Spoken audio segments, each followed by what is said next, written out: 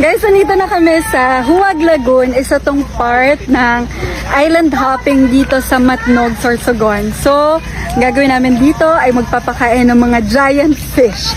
Sobrang laki ng mga isda dito. So, dadaling kami ng basa sa gitna ng lagoon. Tapos doon, pwedeng mag-swimming at pwede rin mag-fish feeding lang. So, tingnan natin. Ang healthy din ng mangroves nila dito, oh. Ito yung papakain natin sa mga isda. Ito yung balsa naman na magta-transport sa inyo sa gitna ng dagat. Pero actually, pwede naman kayong bumaba talaga. So, bababa kayo dun sa hagdanan para makapunta doon. Ayun sila Jayo. Guys, alam nyo din ba na dito sa Huwag Lagoon, bawal kayong mag-apply ng sunscreen or ng sunblock kapag magsiswimming kayo dahil makakasama yun dun sa mga isda na nandito. Grabe, tingnan nyo, lalaki ng isda, oh. Ayun o, papakulo. Madali yung ano ko. Lalaki, oh.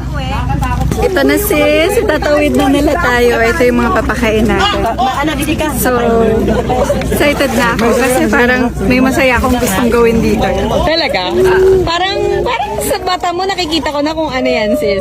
Pero may question ako. Ano sis? Fish yung papakain natin, di ba?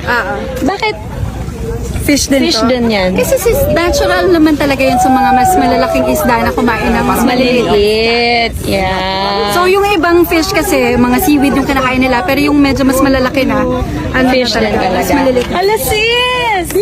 Ang laki! Yung malaka, sa malayo. Hala, nakikita nila. Sa Bilis! Paano po kung nasa Saka nakikita nila agad. Ano yan, bangus? Ganito magpakain, tuturo lang. Boss, malaglag ako, ha? Ganito. What na once. Kaya mo ha. Kaya may kung paano gagawin nila. Layo mo, para lang yung pagkarera. Sis, halika. Sis, magpapakain kasi tayo ng mga isda. Uy, kainin niyo po din ito. Pakainin mo yung mga isda. Oh, di ba? Ang cute! Sis, yung isang isda, gutom na! Kawawa naman sila. Ito. Ang cute! Sis, yung isang isda! Sis, yung isang isda, gutom na!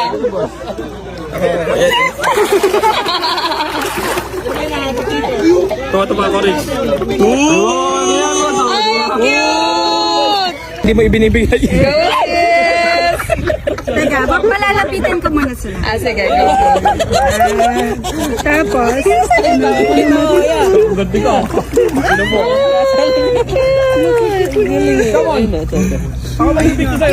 Nagmumura yan, Step, pag hindi na ibinibigay. Parang tinataka mo lang sila. Yun. Ano ba?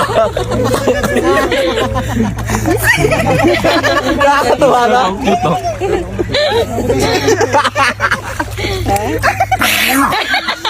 Tuwa si Step pag nanloloko. Oo. Tuwa ka Step pag nanloloko ka. Tingnan mo. Matalas yung isa. Tingnan mo yung nasa likod mo, magandang fish din. ano? Game ah. Tingnan ko kung makakuha nila. Sis, wag sa mukha ko. Ito na isda. Oh! May panggap siyang mabae. Sis, panoorin mo dito. Ano na naman gagawin mo, sis? Tingnan mo yung kaibigan. Game.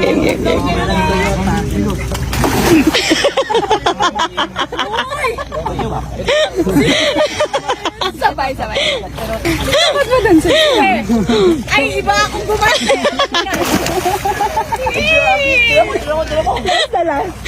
Kawawa naman si Idol.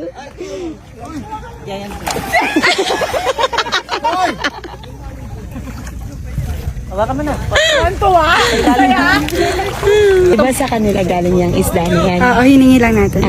Hagisan mo rin sila. Tutuyo to. Tingnan natin. Dali. Videoan mo nga sila, sis. Videoan ko kayo. Videoan ko kayo. Yung pala yun! Ayan na. Hindi sila aggressive. Kanina aggressive eh. Ayan na.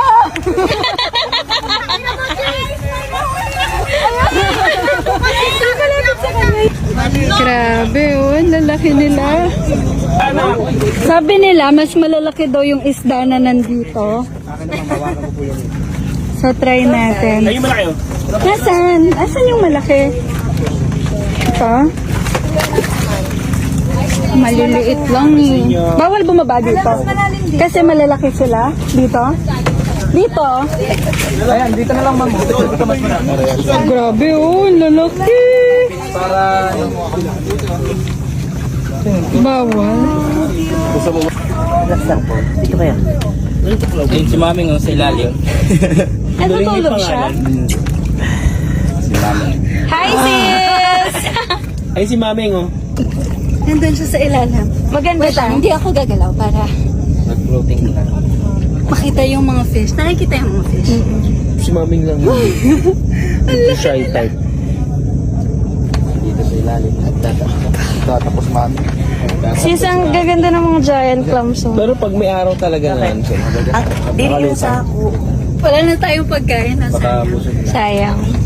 Wala tayo. Natatakot ako. Ang laki kasi nila. So yun guys, balik na ulit kami sa port ng Matnog. Sobrang ganda, sobrang ganda. Puntahan nyo to guys, puntahan nyo. Sobra guys, sobra guys. Ganda!